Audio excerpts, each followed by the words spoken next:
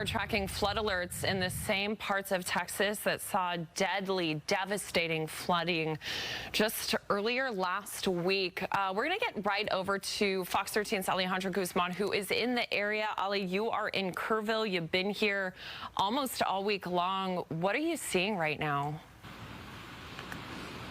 Good morning, Taylor. Right now we're off G Street, which is specifically along the Guadalupe River. At this hour, though, we just cleared that 11:30 flash flood warning that was potentially life-threatening for all of Kerr County, specifically for folks in the area of Hunt. Now, before we talk about anything that we're expected to see, I want to show you a little bit of the aftermath this morning, because if you look over to my right, this is what officials are currently dealing with. We're talking about decades-old trees that have just completely been uprooted, those debris piles reaching over 20 feet high. And as you start taking a look at the Guadalupe River, just take a look at the magnitude of the aftermath. Look at all those trees that are just completely bent over.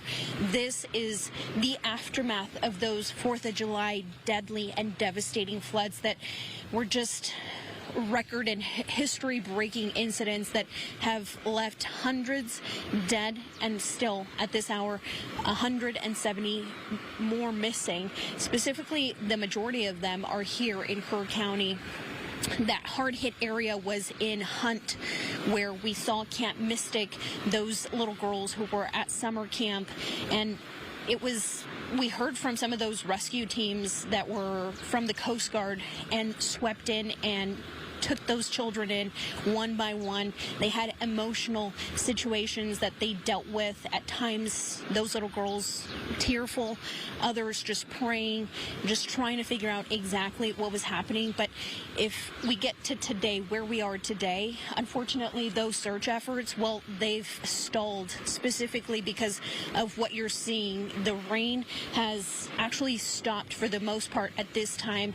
There are some areas that it's hit or miss. We're starting to see a lot of water pool by the side of the road.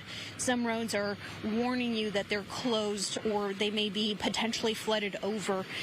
It's just come down too fast, too quick in the last couple hours this entire morning, and we're starting to hear from those rescue teams that they just can't go out until conditions kind of ease a little bit. This river is supposed to rise to 8 feet because the soil is so saturated, according to EMS officials that I've been in communication with all morning long. We're talking about the river, if things weren't so bad, possibly being at 7 feet. It doesn't sound like much of a difference, but for these folks here, it really is. They've been hit very, very hard throughout the last couple of days. The potential of just these floods getting worse. Yesterday, there was meteorologists who have been on the ground and assessing the river, and many folks were just in disbelief as they started to return to the area. Now, right now, you're looking at some of the Mexican rescue teams who came over from the state of Nuevo León,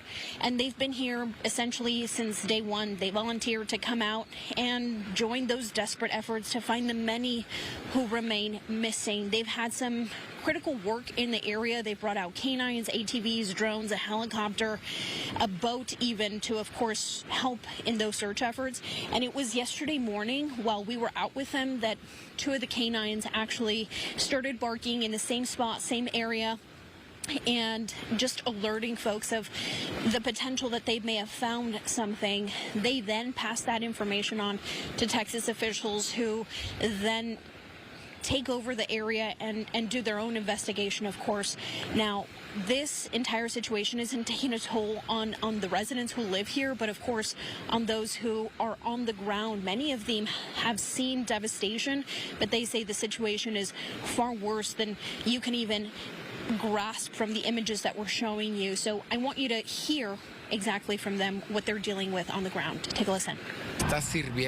Being able to serve, to try and help a family find one of the many still missing, it brings us comfort. Stress will increase little by little when we don't find those more than 100 missing. Each day that passes, the stakes will be higher, as will the desire to find them. Now, again, these crews are going to remain in the area for the time being. We know that there are search and rescue crews and fire officials that are staged along the entire Guadalupe River from Hunt all the way to Comfort, Texas, which is a pretty vast stretch. They're going to remain there and just continue to assess what happens today. But they say that they're going to remain here in the area at least for the next 8 days through next Monday. Of course, Abby. Just devastating stories coming out of this. It's hard to put into words the magnitude of the loss, and so many people losing their loved ones, so many still missing, and this trauma staying with people for the rest of their lives. What have your conversations looked like with people about their emotional state and how they're feeling and reeling right now with still more rain today? It just gives me the chills to even have this conversation with you, Abby, because when you talk to these folks one-on-one, I mean, they just pour their hearts out with you. They know that this is their home. They've been here for years, if not decades. They've dealt with floods before, probably one of the most notable ones back in 2018, but this was catastrophic, and it came in the dead of night when many folks were asleep, in the dark, when they had no way of knowing what was happening, and that was probably what made this so deadly and so devastating. Many folks were evacuating. We know that those alerts have been a point of contention, and who's going to take accountability? What do we do whenever there is a fast-moving weather through the area? And many of them have told me there will be a time for that.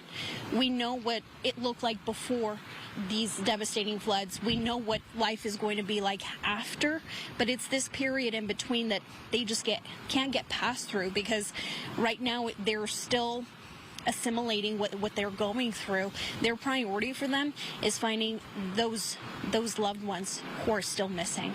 But of course, this is a situation that is going to keep unfolding, not just for the next few days, for the next few weeks, but months on end. And for us back in Seattle who are feeling maybe hopeless, we know that the entire region, even search and rescue teams from across the entire country have come out to lend a helping hand, and many of us are feeling, well, what can we do? Usually when situations like this happen, whenever we have deadly tragedies, communities see a surge and an explosion of help in those first few hours, first few days, but this is not going to be something that they get through immediately. So there are many ways that we can step in and help, and especially keep going and aiding them through the next months as they lay their loved ones to rest. Alejandra, thank you so much for your coverage down there. Thank you to that crew from Mexico volunteering their time to help our first responders here, who are obviously inundated with that, because as you said, cleanup is not going to be an immediate thing. It's going to keep happening, especially as these storms like what we saw earlier keep happening. So Alejandra, thank you so much for your coverage down there. We appreciate you.